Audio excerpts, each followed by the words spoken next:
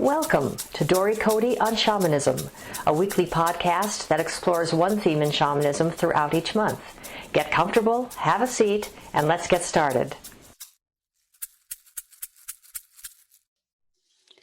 Welcome, hello, to episode 72. This month's topic is Who is Your God? And this week we're going to be talking about how you find your personal God.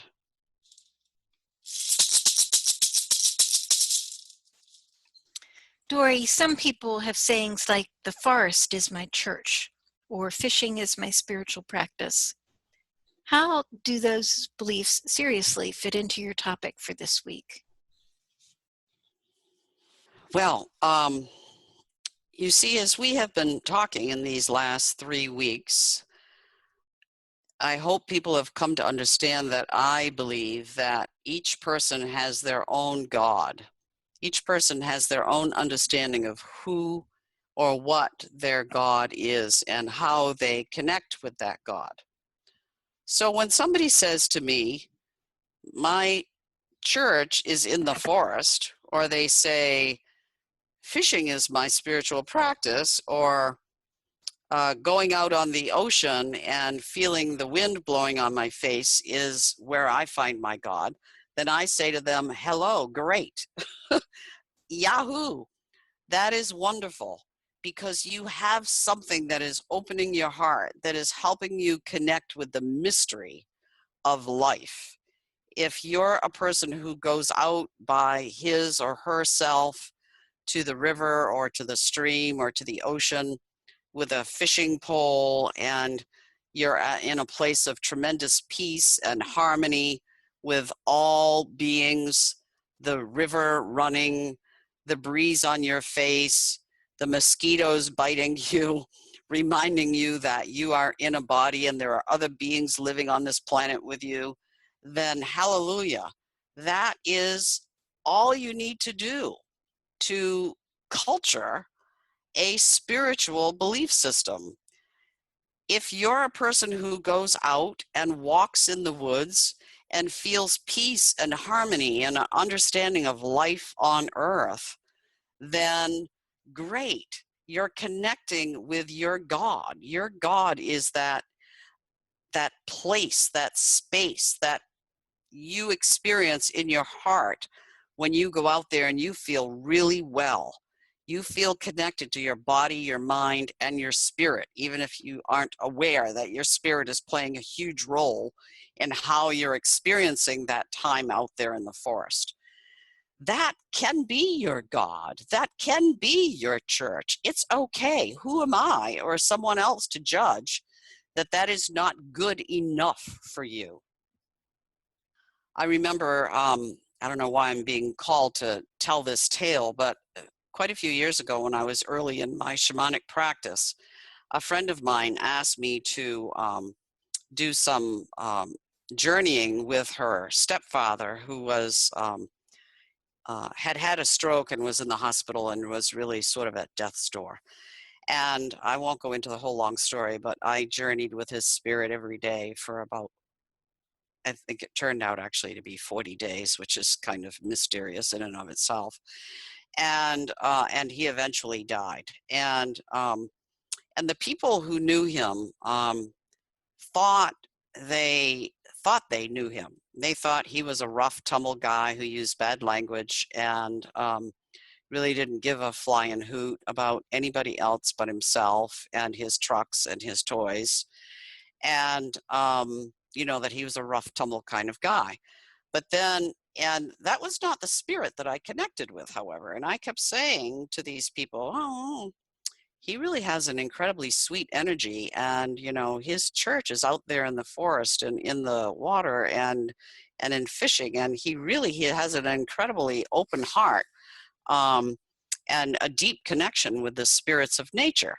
And then after he died, his wife found journals, notebooks, pieces of paper shoved all over the place in his desk and in other nooks and crannies in his fishing tackle box, where he had written amazing poetry and stories of the ways in which he was connecting with nature in a very deep spiritual way. And so I experienced that in his spirit when I journeyed with him, and they came to know that he truly, despite his rough exterior, had an amazingly deep spiritual nature. And it was out there in the woods. It was on the water. It was with his fishing pole. It was when he was out there deer hunting. He got to see and understand the beauty and the power of nature, and he worshiped it. And so that's beautiful.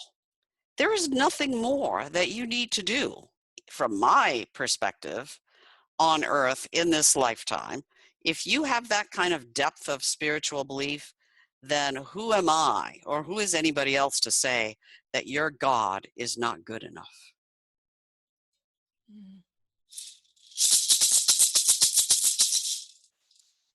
A common expression people use when it comes to the mind and creativity is think outside the box. Would you advocate that people dream about God outside the box? Absolutely. And this is where, again, I go back to the story that I was just telling about how, you know, we have a tendency to box ourselves in as humans. And particularly, if we grew up in a particular religious setting, where people were telling us, well, this is God. This is what God looks like. This is what God says. This is how God is going to judge your behavior.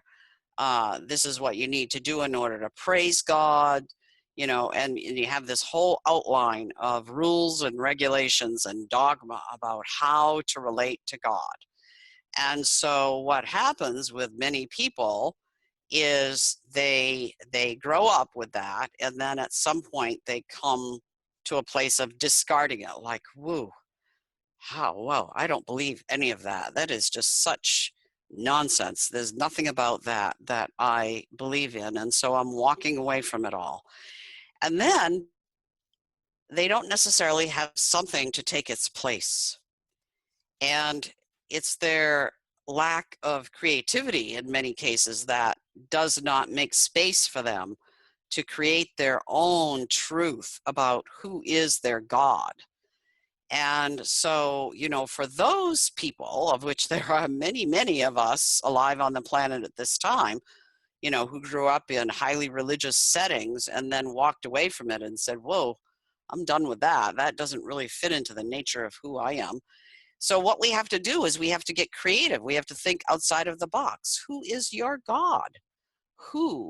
How do you want to express in some way a connection with some being, some power that is outside of yourself, that brings you calm, that brings you peace, that gives you a sense of serenity, that helps you to tap into a power that is not coming from your own self, but is really more a co-creation of the power of yourself and the power of some being outside of yourself.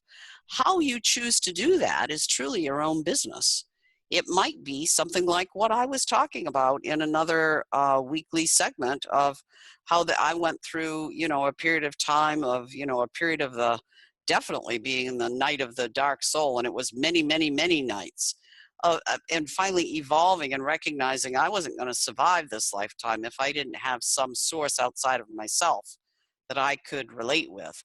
And for me, it was a tree, the power of the tree. And I talked to that tree every day. It was my, quote, God. It was the power outside of me. It saved my life. And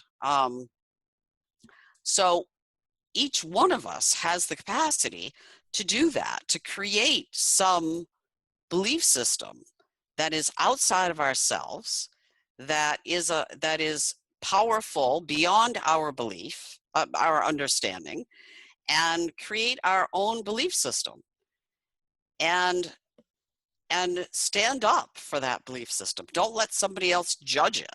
Don't allow family, friends, other church people, or whoever judge your belief in your God, because it's yours.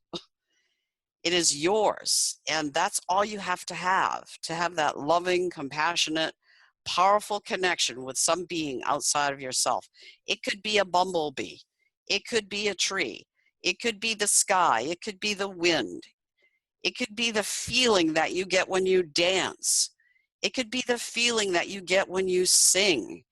Those can be your connection to spirit. That's all you need, really. That is truly all you need to open your heart to love and compassion, to be a living, breathing, spiritual being on this earth.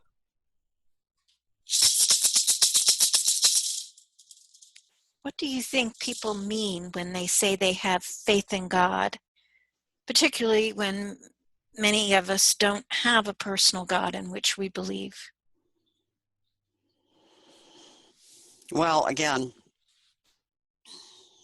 I believe that many people use that phrase, I have faith in God, because it's a saying that has evolved over many decades here on earth, and they don't really even understand what it is they're saying. They just say it because that's a saying, oh, I have faith in God, it's all going to turn out okay.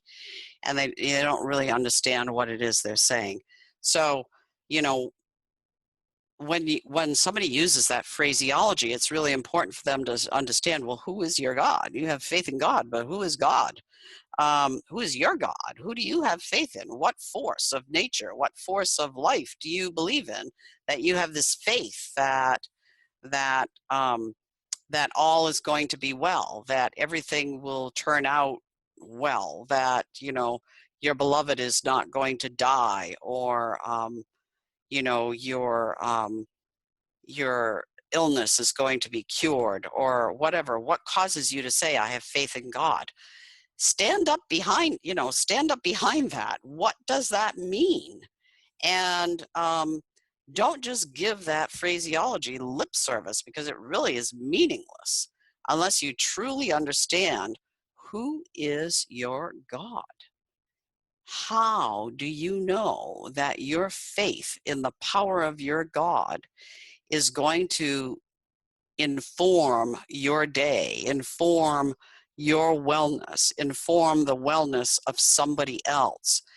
How is that power, which is outside of yourself, going to make a difference in the life of another or in your own life?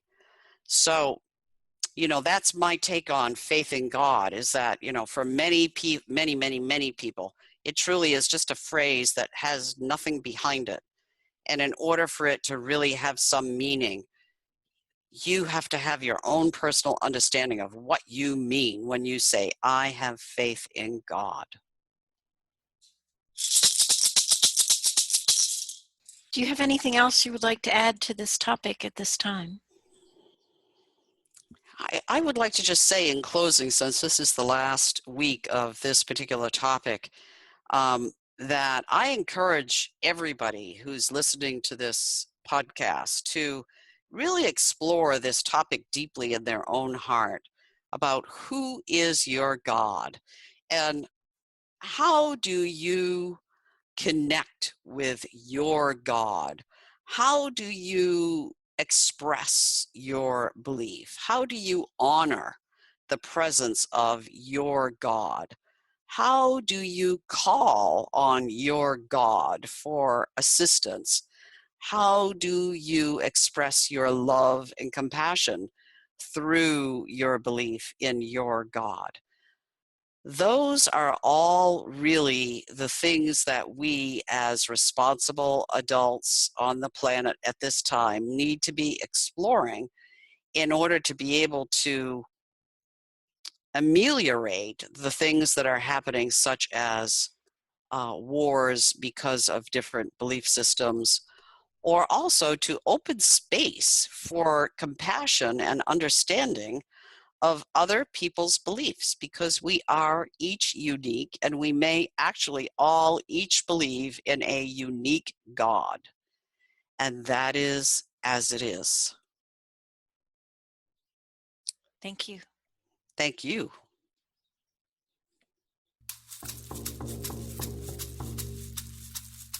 Thank you for listening to Dory Cote on Shamanism. We'd love to hear your thoughts, stories, reactions, and questions.